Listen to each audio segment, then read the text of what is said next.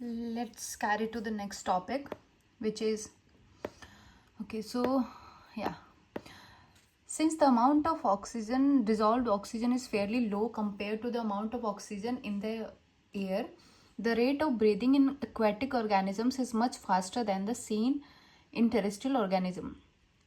क्योंकि जो हमारा इन्वायरमेंट है इसमें जो ऑक्सीजन का अमाउंट है बाकी सारे जो चीज़ें हैं उससे बहुत ही कम है oxygen.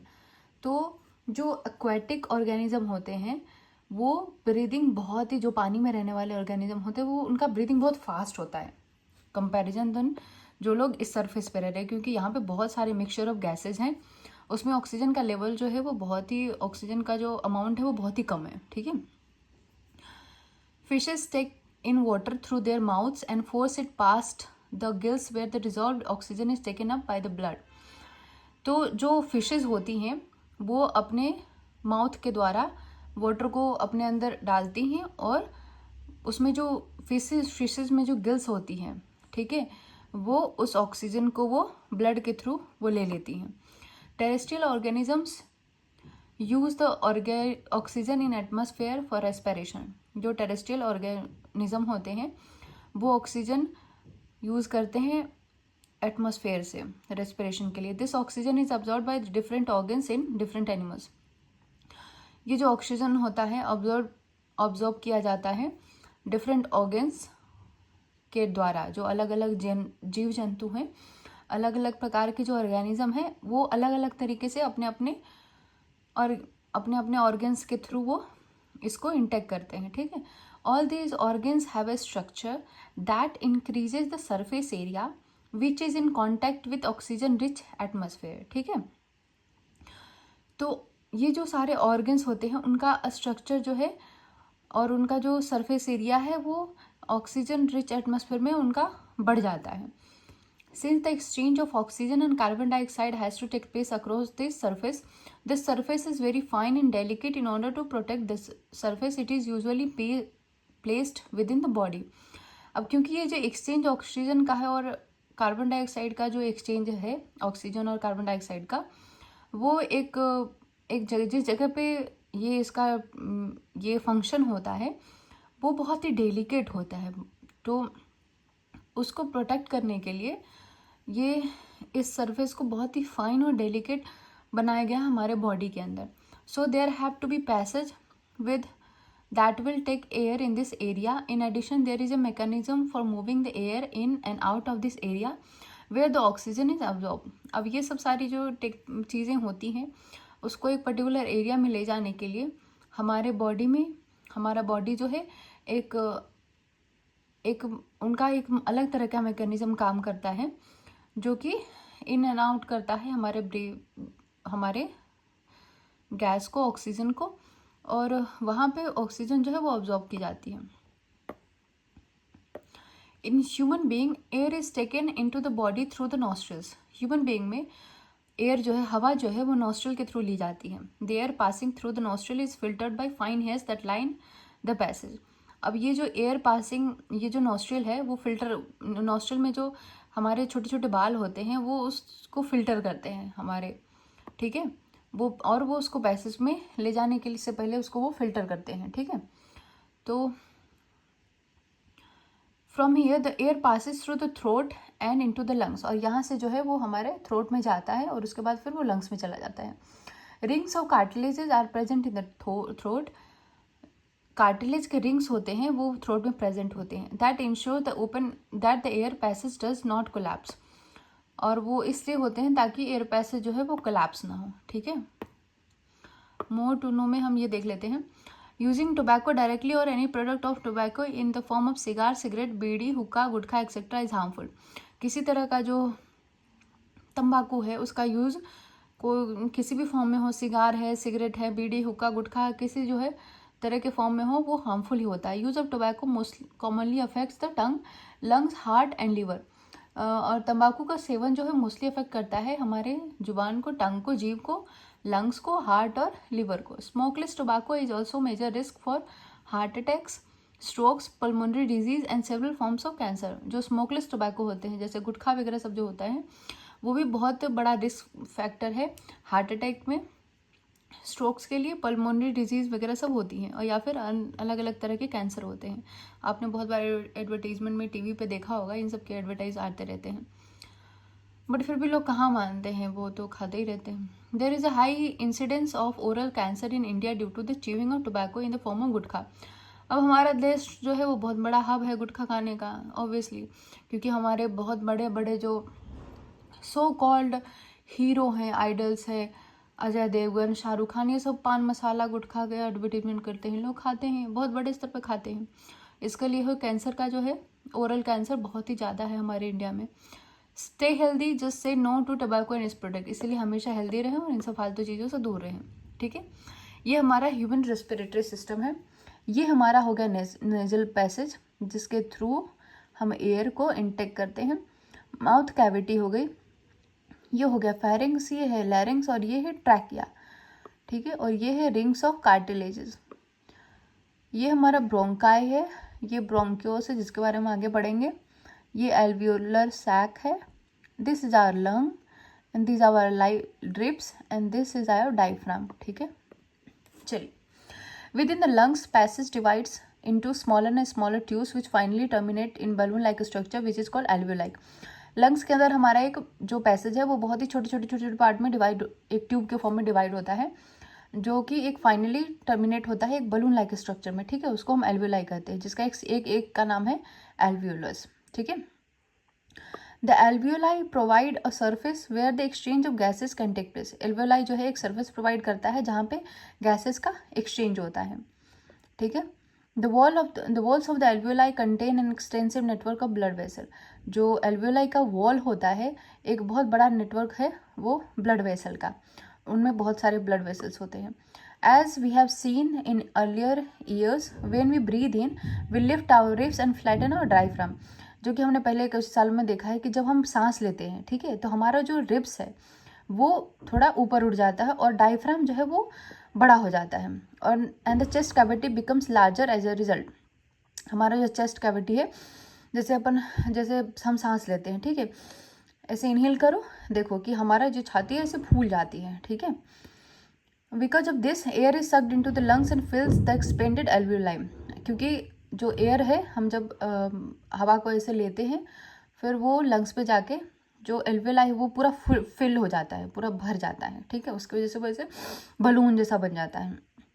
The blood brings carbon dioxide and the rest of the body for release into the alveoli.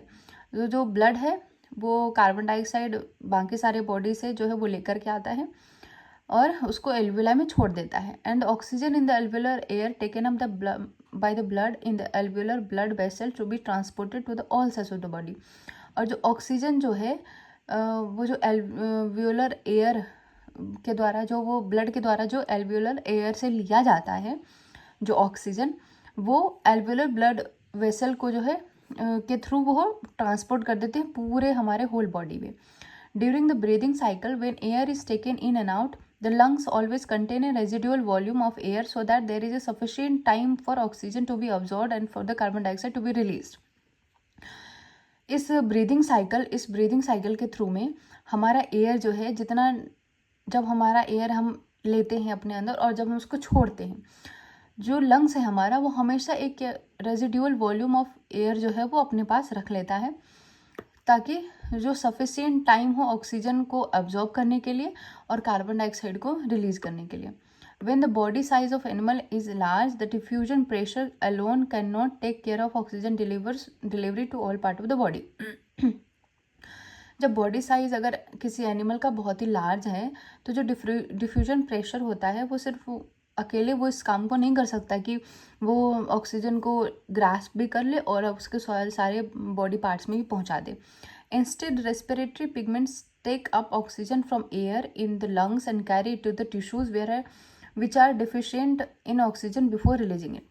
और इनफैक्ट क्या करते हैं कि जो रेस्पिरेट पिगमेंट होता है वो जो ऑक्सीजन ले लेता है हवा से वो लंग्स तक कैरी करता है और टिश्यूज़ को भी वो देता है जा कर के, जो कि ऑक्सीजन डिफिशिएंट होते हैं। In human beings, the respiratory pigment is hemoglobin, which has very high affinity for oxygen. Human being में रेस्पिरेटरी पिगमेंट जो है वो हीमोग्लोबिन है, ठीक है, जो जिसके पास बहुत ज़्यादा ऑक्सीजन होते हैं. This pigment is present in the RBC, red blood corpuscle. ये पिगमेंट जो है वो प्रेजेंट होता है रेड ब्लड कॉप्सिकल्स में. Carbon dioxide is more soluble in water than oxygen and hence is the mostly transported and dissolved from in our body. Carbon dioxide जो है ज़्यादा ही सॉल्युबल है, वाटर में ज़्यादा सॉल्युबल है कंपैरिजन देन ऑक्सीजन. ऑक्सीजन के comparison में carbon dioxide जो है वो ज़्यादा सॉल्युबल है, इसीलिए क्या कहता है ये ज़्यादा से ज़्यादा ट्रांसपोर्ट हो जाता है और बहुत ही जल्दी इस वजह से हमारे बॉडी में वो डिजॉल्व भी हो जाता है. ठीक है. Do you know if the alveolar surface were spread out, it would cover about 80 meter square. How much do you think the surface area of body is? Consider how efficient exchange of gases becomes because of the large sufficient available for exchange to take place. If diffusion were to move oxygen in our body, it is estimated that it would take 3 years for a molecule of oxygen to get to our toes from our lungs. Aren't you glad that we have hemoglobin? Interesting ना, कि अगर हमारी body से diffusion को निकाल दिया जाए तो ऐसा कर सकते हैं कि हमारे ऑक्सीजन के एक मॉलिक्यूल को हमारे लंग से हमारे पैर के टोज में पहुंचने के लिए उसको 3 साल लगे जाएंगे. और ये काम हमारा जो है हीमोग्लोबिन बहुत आसानी से बहुत जल्दी कर देता है. And we blessed. Transportation in human being. ठीक है. We have seen in previous sections, I don't think it should be read but let's see. हाँ, blood consist of a fluid medium called plasma in which the cells are suspended. Blood जो है एक fluid medium plasma का जो blood जो है, blood के अंदर क्या होता है, फ्लूइड होता है, ठीक है, जिसको हम कहते हैं प्लाज्मा, और उस जिसमें है बहुत सारे सेल्स होते हैं. Plasma transports food, carbon dioxide and nitrogenous waste in dissolve form. Plasma जो है वो ट्रांसपोर्ट करता है फूड, कार्बन डाइऑक्साइड और नाइट्रोजनस वेस्ट जो होते हैं, जो उसमें डिजॉल्व होते हैं. Oxygen is carried by the red blood corpuscles. Oxygen जो है आरबीसी कैरी करता है. Many other substances like salt are also transported by the blood. बहुत सारे और भी सब्सटेंसेज है जो कि ब्लड के द्वारा ट्रांसपोर्ट किए जाते हैं, वो है सॉल्ट. वी दस need a pumping organ to push blood around the body and network of tubes to reach all the tissues and the system in place to ensure that this network can be repaired if damaged. इसीलिए हमें एक pumping organ चाहिए होता है ताकि वो blood को हम बार बार पुश कर पाएँ हमारे बॉडी के और एक सारे हिस्सों में, और एक नेटवर्क चाहिए हमको सारे टिश्यूज़ का, ताकि अगर जो नेटवर्क वो डैमेज हो जाता है तो उसको रिपेयर कर पाए. और पंप, हार्ट जो है हमारा पंप है. This is diagram of human heart. These are pulmonary arteries. These are pulmonary veins. This is left atrium. This is left ventricle. This is right ventricle, and this is right atrium. This is vena cava. Vena cava from upper body, and this is vena cava from lower body. ठीक है? Let's read. The heart is a muscular organ which is big as our fist. जो हमारा heart होता है, हमारी एक मुट्ठी कितना बड़ा होता है. आप सब अपनी अपनी मुट्ठी बांध के देखो, आपको पता चल जाएगा कि आपका हार्ट जो है वो कितना बड़ा है. हार्ट हमारा हमेशा हम जो बंद मुट्ठी करते हैं ना, उसके बराबर होता है. तो आपकी जितनी बड़ी मुट्ठी होगी, आपका उतना ही बड़ा हार्ट होगा. बहुत ज़्यादा बड़े दिल वाला कोई नहीं होता. Because both oxygen and carbon dioxide have to be transported by the blood, the heart has different chambers to prevent the oxygen rich blood from mixing with the blood containing carbon dioxide. अब क्योंकि जो blood है वो carbon dioxide और oxygen वो दोनों को carry करता है, तो हमारे हार्ट में इसीलिए डिफरेंट चेम्बर बनाए गए हैं ताकि वो दोनों मिक्स ना हो पाए. ऑक्सीजन रिच ब्लड जो है वो मिक्स ना हो पाए दोनों में, ठीक है। और जो वो ब्लड जिसमें कार्बन ज़्यादा है और जिसमें ऑक्सीजन ज़्यादा है वो दोनों आपस में मिक्सअप ना हो पाए, इसलिए अलग अलग चेम्बर बनाए गए हैं। The carbon dioxide rich blood has to reach the lungs from the carbon dioxide to be removed. The carbon dioxide rich blood has to reach the lungs for the carbon dioxide to be removed, and the oxygenated blood from the lungs has to be brought back to the heart. जो carbon dioxide rich blood होते हैं उनको remove किया जाता है oxygenated blood से lungs के द्वारा, और उनको जिस ब्लड में कार्बन डाइऑक्साइड ज़्यादा होता है उसको क्या करते हैं, उसको लंग्स में भेज देते हैं ताकि वहाँ का उसका जो कार्बन डाइऑक्साइड है वो उससे हट जाए, और जो उसके बाद जो ऑक्सीजनेटेड ब्लड बच जाता है वो लंग्स से जो है हार्ट में लाया जाता है, ठीक है। Did you get it? देखो जो ब्लड है उसमें कार्बन डाइऑक्साइड ज़्यादा है, ठीक है, तो उसको भेज देते हैं लंग्स में, ठीक है। तो वो वहाँ पे लंग्स से जो है वो फिल्टर हो जाता है और बच जो जाता है वो जो कार्बन डाइऑक्साइड होती है वो हट जाती है, और जो बाकी जो ऑक्सीजनेटेड ब्लड होता है जिसमें ऑक्सीजन की मात्रा ज़्यादा है वो उसको फिर से लंग्स से फिर हमारे हार्ट में वापस लाया जाता है, ठीक है। This oxygen rich blood is then pump to the rest of the body. और ये जो ऑक्सीजनेटेड ब्लड है, जो ऑक्सीजन जिसमें बहुत ज़्यादा है, कार्बन डाइऑक्साइड वाले को उधर ही छोड़ दिया, ऑक्सीजन जिसमें ज़्यादा है और जो ऑक्सीजनेटेड ब्लड है उसको वापस लाया गया हार्ट में, और यहाँ से हार्ट से वो डिफरेंट हमारे पार्ट ऑफ बॉडी को भेजा गया, ठीक है।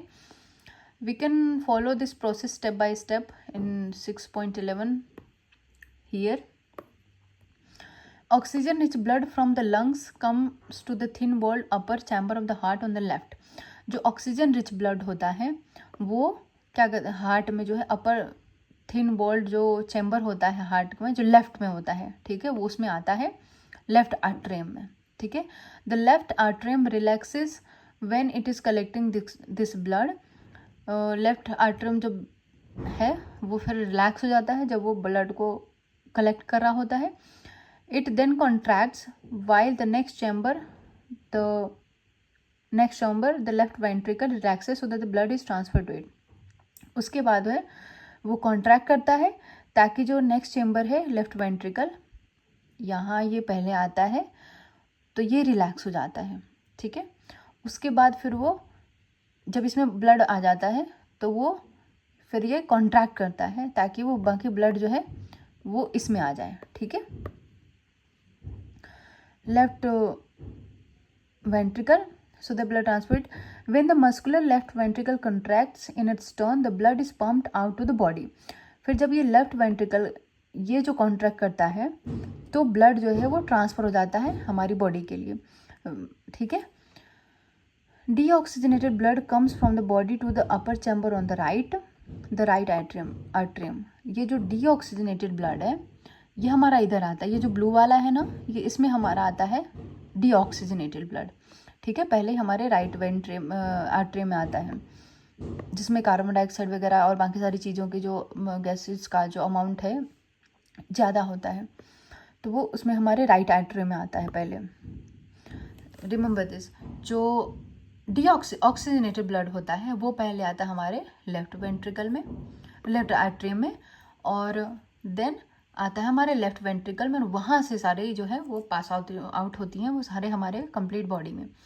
जो डीऑक्सीजनेटेड ब्लड होता है वो पहले हमारा आता है राइट आर्ट्रियम में, ठीक है। आगे पढ़ते हैं।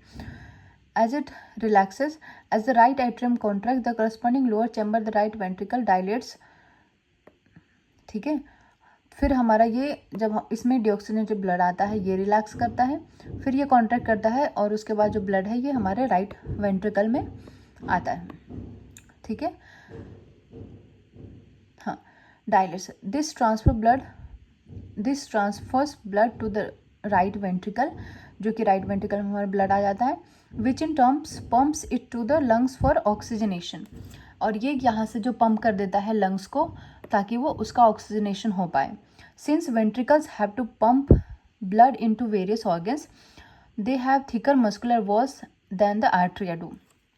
अब क्योंकि वेंट्रिकल जो है उसको पंप करना होता है ब्लड को वेरियस ऑर्गन्स को, तो वेंट्रिकल के जो वॉल्स हैं उसके मस्कुलर वॉल वो ज़्यादा थिकर है than atria. Walls ensure that blood does not flow backward when it arteria and ventricle contracts. और जो इसमें जो वॉल्स होते हैं, इसमें नहीं दिया गया, हाँ इसमें जो वॉल्स होते हैं वो इंश्योर करते हैं ताकि ब्लड जो है कहीं और भी बैकवर्ड ना फ्लो हो जाए जब आर्ट्रिया और वेंट्रिकल कॉन्ट्रैक्ट करते हैं. चलो मैं एक बात और समझा देती हूँ कि जो आर्ट्रियम है इसका काम है यहाँ से ब्लड आता है, ये रिलैक्स हो जाता है, फिर ये कॉन्ट्रैक्ट करता है, फिर ये ब्लड इसमें लेफ्ट वेंट्रिकल में आता है. फिर जो डीऑक्सीजनेटेड ब्लड होते हैं वो हमारे राइट एट्रियम में आते हैं, उसके बाद ये रिलैक्स हो जाता है, फिर ये कॉन्ट्रैक्ट होता है और जो राइट वेंट्रिकल में यहाँ पे ब्लड आ जाते हैं.